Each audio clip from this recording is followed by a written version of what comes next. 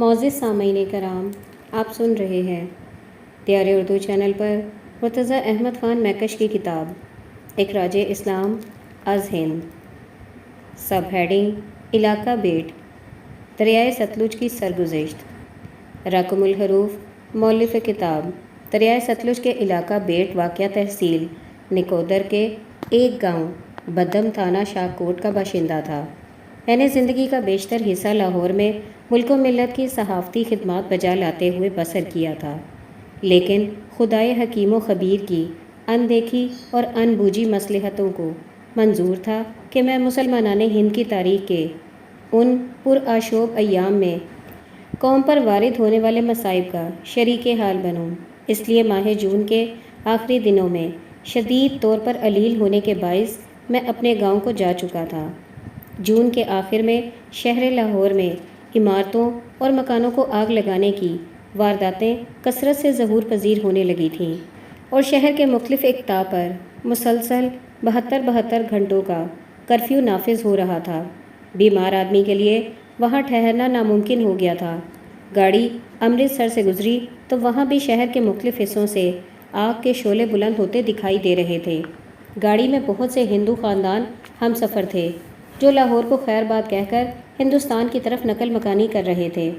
رمضان المبارک کے آخری عشرے میں ابھی بصیغہ علالت گاؤں سے باہر ایک مکان میں پڑا صحت یابی کا انتظار کر رہا تھا کہ 15 اگست کو پاکستان اور ہندوستان الگ الگ ہو گئے اور ہمیں جالندھر کے مسلم لیگی کارکنوں کی طرف سے یہ پیغام ملا کہ خان افتخار حسین خان والی ممدوح صدر صوبہ مسلم لیگ نے یقین دلایا ہے کہ ضلع فیروز پور کی تحصیل زیرہ اور ضلع جالندھر کی تحصیلیں نکودر اور جالندھر حد بندی کمیشن کے فیصلے میں پاکستان کی طرف جائیں گے۔ 3 ماہ بعد لاہور پہنچ کر معلوم ہوا کہ حد بندی کمیشن کے فیصلے کا حال زعمائے کرام کو 7 اگست کو ہی معلوم ہو چکا تھا اور وہ جان چکے تھے کہ یہ تحصیلیں ہندوستان میں شامل ہو رہی ہیں۔ اس علم کی بنا پر انہوں نے اپنے عزیزوں، رشتہ داروں اور دوستوں کو پاکستان میں لانے کی کوششیں بھی شروع کر دی تھیں۔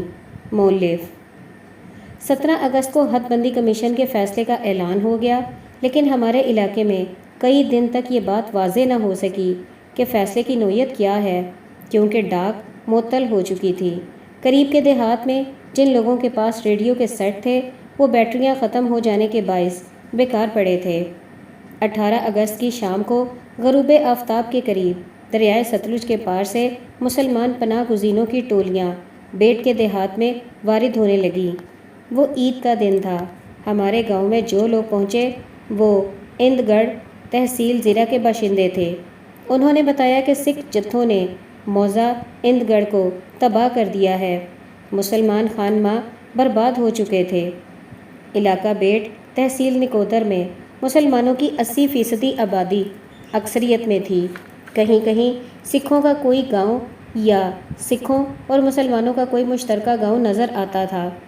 اس علاقے کے سکھ مسلمانوں کے سامنے بھیگی بلی کی مانند رہتے تھے اور مسلمانوں کی اکثریت کے باعث بہت خوف زدہ تھے۔ مسلمان بھی یہ سمجھتے تھے کہ اس سکھ اقلیت اور اکا دکا ہندو بنیوں کی حفاظت کرنا ہمارا فرض ہے۔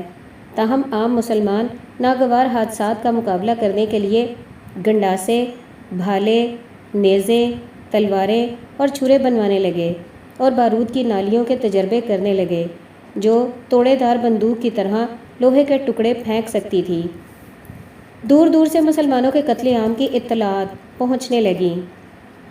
مقابلوں اور مقاتلوں کی خبریں آنے لگیں۔ راستے مسافروں کے لیے پرخطر ہو کر مسدود ہو گئے۔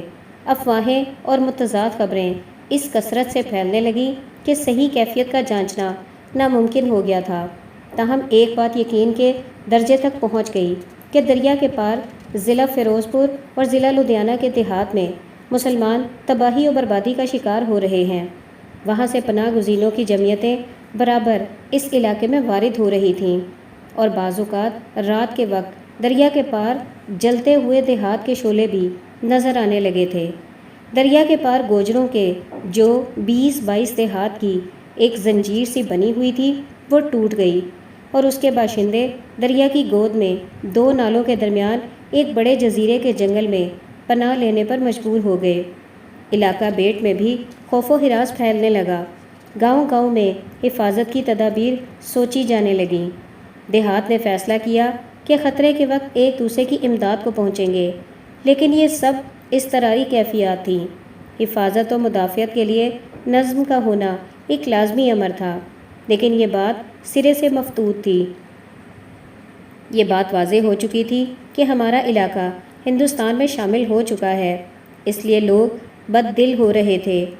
ان اقطاع کے باشندے پشتوں سے پرامن زندگی بسر کرتے چلے آ رہے تھے، اس لیے بد نظمی کے دور میں صحیح دفاعی تدابیر کو سوچنے تک کی اہلیت نہ رکھتے تھے۔ چاہ جائے کہ ان پر ثابت قدمی کے ساتھ عمل کر سکتے تھے۔ اگست کے اواخر میں ایک رات علاقہ بیٹ کے دیہات میں خطرے کے نعرے بجنے لگے۔ لوگ جوک در جوک نکل کھڑے ہوئے۔ کئی میل چل کر لوگ گڑھ کے قریب جمع ہو گئے جہاں پہلے پہل خطرے کا الارم ہوا تھا۔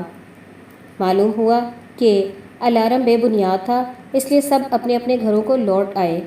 دریا کے پار اضلاع فیروز پور، لدھیانہ اور جالندھر کی حدیں ملتی تھیں۔ آغاز ستمبر میں قصبہ کشن پور، ضلع فیروز پور کے سکھوں نے ارد گرد کے سکھ دیہات سے جتھے منگوا کر قصبہ تہاڑا، ضلع لدھیانہ کے مسلمانوں پر دھاوا بول دیا۔ شدید جنگ وقوع پذیر ہوئی۔ سکھوں نے شکست کھائی۔ مسلمانوں نے آگے بڑھ کر ان کے 1-2 گاؤں جلا دیے اور کئی میل تک سکھوں کا تعاقب کر کے سینکڑوں سکھ جہنم رسید کیے۔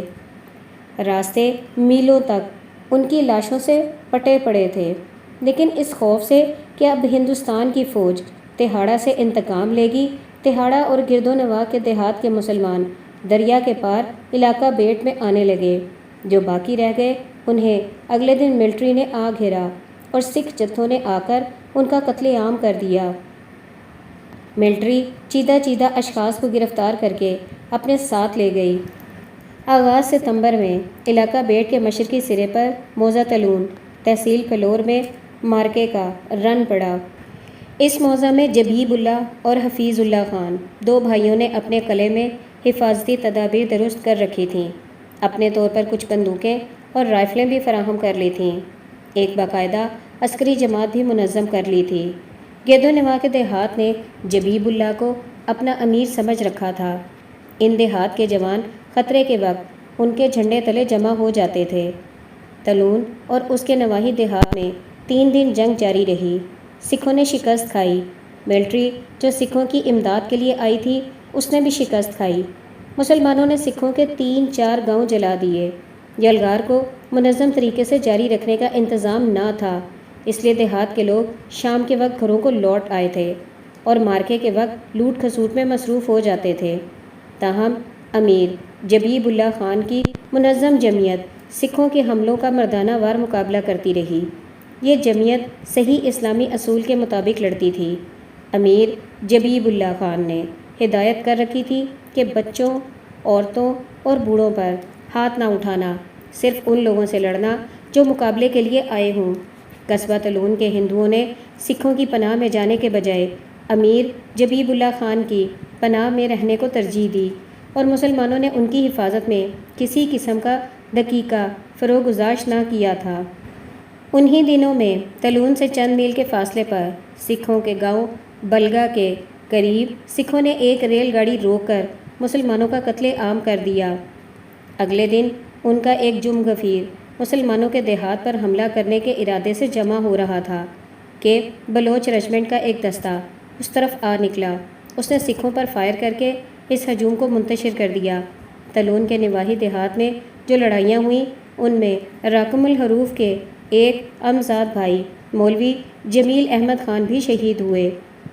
مولوی صاحب مرحوم برج چنیا کے ایک تکیے میں بیٹھے تھے۔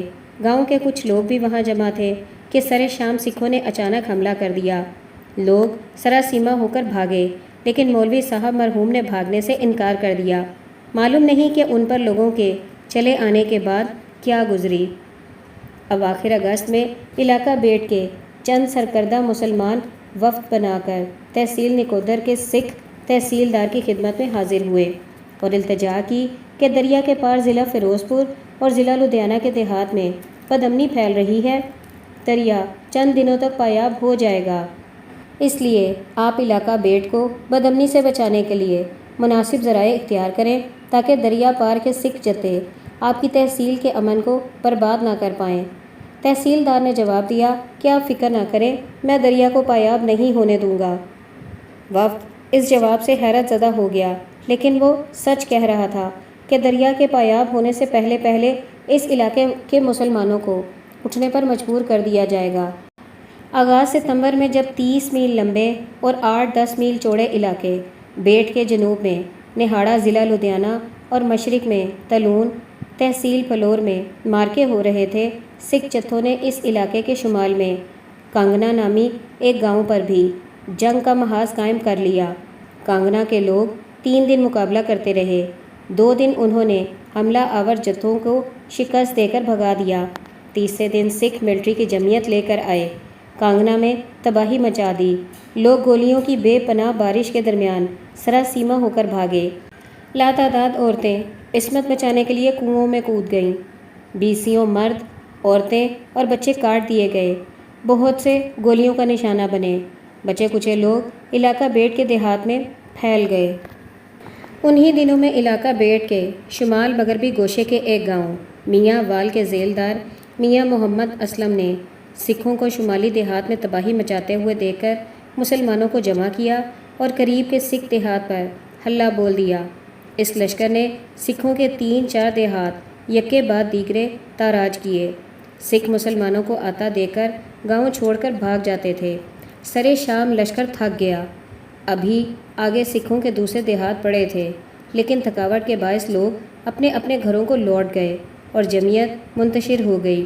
اگلے دن 4 ستمبر کو سکھوں کے جم غفیر نے میاں وال پر حملہ کیا۔ مسلمان مقابلے کے لیے پھر جمع ہوئے۔ محمد اسلم ذیلدار کو تھانے دار اور ملٹری کے افسروں نے تھانے میں بلا بھیجا۔ وہ بے خوف و خطر وہاں چلے گئے۔ تھانے سے باہر نکلے ہی تھے کہ کچھ لوگوں نے جو ان کی گھات میں بیٹھے تھے ان پر گولی چلا دی اور محمد اسلم شہید ہو گئے۔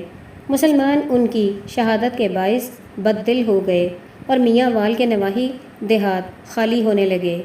کانگنا اور میاں وال کے مورچے 3 دن کی لڑائی کے بعد بیک وقت 4 ستمبر کو ٹوٹے۔ امیر جبیب اللہ خان نے جو ابھی تک اپنے قلعے میں ڈٹے ہوئے تھے، اس روز تلون کے نواحی دیہات میں چکر لگا کر اعلان کر دیا کہ سب مسلمان اپنے اپنے دیہات خالی کر کے کسی ایک مقام پر جمع ہو جائیں۔ چنانچہ متذکرہ صدر 3 مقامات کے ارد گرد مسلم دیہات اسی روز خالی ہو گئے اور سکھ جتھے ان دیہات کو لوٹنے اور آگ لگانے لگے۔ یہ حال دیکھ کر دریائے ستلج کے کنارے کے مسلم دیہات نے بھی ہجرت کی تیاریاں شروع کر دیں۔ 4 ستمبر کو میرے اپنے گاؤں کی غالب اکثریت اپنا ضروری سامان بیل گاڑیوں پر لاد کر گاؤں سے باہر کنوؤں پر چلی گئی، اور جب کوئی ناگوار واقعہ پیش نہ آیا تو لوگ بال بچوں سمیت اپنے اپنے گھروں کو لوٹ آئے۔